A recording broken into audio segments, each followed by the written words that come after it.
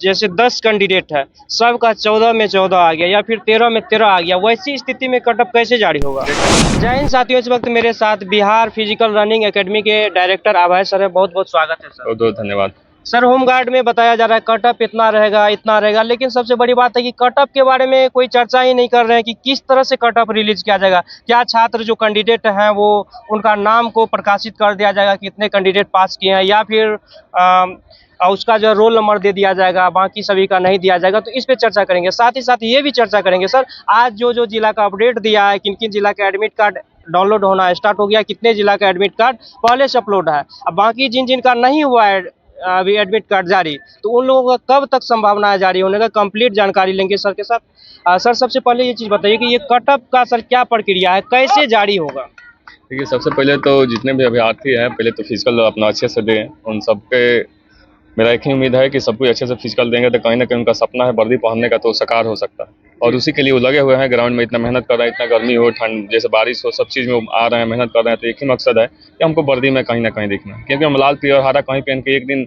एक कलर के कपड़ा 10 दिन नहीं जा सकते हैं। और खाकी ऐसा चीज़ है कि एक कलर के हम 30 दिन पहन के जाएंगे तो हमको मान सम्मान वहीं मिलेगा। इसलिए सबका स्नेह प्रेम है कि हमको वर्दी लेना है। और रही बात कि आपको चर्चा कर रहे थे कटअप पे कैसे आता है, उसका क्या क्या क्राइटेरिया। सबसे पहले तो आपको सीरियल नंबर रहेगा। सीरियल नंबर के सामने आपका नाम रहेगा, नाम के बाद आपका पिताजी का नाम रहेगा, फिर रोल नंबर रहेगा। देन उसके बाद आपका जैसे एक कॉलम बांट दिया जाता है, हर एक कॉलम में आपका सारी जो इवेंट होती है ना, वो सब इवेंट आपका एक साथ रहता है। जैसे आपको हो गया आपका जिला, मतलब घर पता, वो पूरा पता उसमें रहेगा कि कहाँ कहाँ आपका जिला है, घर है, पिन कोड क्या है, थाना क्या है, ये रहेगा। फिर देन आपको हाई जंप में कितना नंबर लाए वो भी उसमें लिखा रहेगा, गोला में कितना नंबर लाए वो भी लिखा रहेगा, लॉन्ग जंप में कितना नंबर लाए वो भी लिखा है। ये जब पूरा अधिक रहेगा तो ऊपर एक छोटा एथी में लिखा जाता है कि हाँ इतना जनरल का इतना कटअप जाएगा, ईडब्ल्यूएस का इतना कटअप जाएगा, ओबीसी का इतना जाएगा, ईबीसी का इतना, उसी के अनुकूल आपका वो कटअप जाएगा। लेकिन आपका जितना नंबर रहेगा डेट ऑफ बर्थ के साथ वो सब कुछ लिखा रहेगा, उससे आप मेंशन कर सकते हैं, उससे आप पता लगा सकते हैं हमारा कितना नंबर जा रहा है।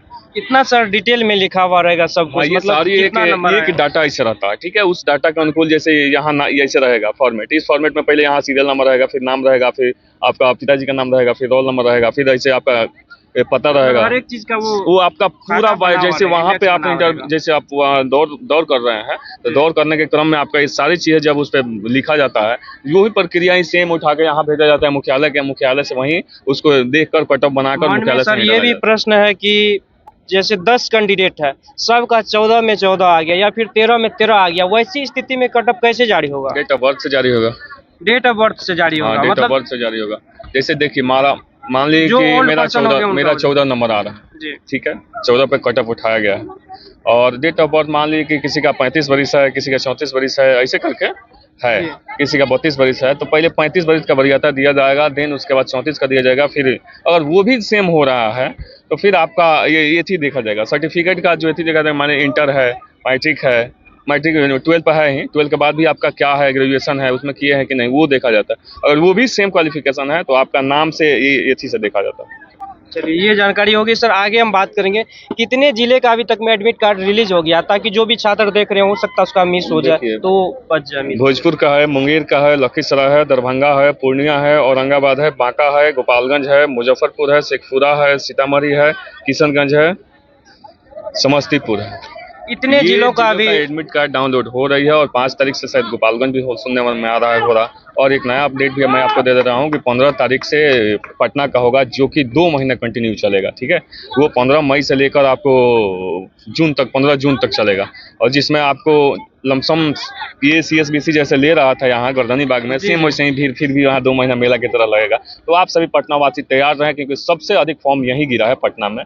इसलिए आप सभी तैयार रहिए, सजग रहिए, क्योंकि आपका वर्दी से अगर स्नेह प्रेम होगा तो आप ग्राउंड का एक्टिविटी बना के रखेंगे और कहीं ना कहीं आपको वो वर्दी आपको आगे ले जाने के लिए बहुत बेहतर कारगर साबित होगा। ये पटना में सर गर्दनी बाग में होने वाला? पटना गर्दनी बाग में होगा फिजिकल। पहले तो बिहटा में ले रहा था, लेकिन इस बार गर्दनी बाग में होगा। पहली बार है कि जो गर्दनी बाग में होमगार्ड का दौर। बाकी वो सभी कैंडिडेट बहुत चिंतित हैं, हताश है, निराश है, परेशान है, दुखी है कि जिनका एडमिट कार्ड अभी तक में कोई अपडेट नहीं आया है, उनके जिला में कब से होना है।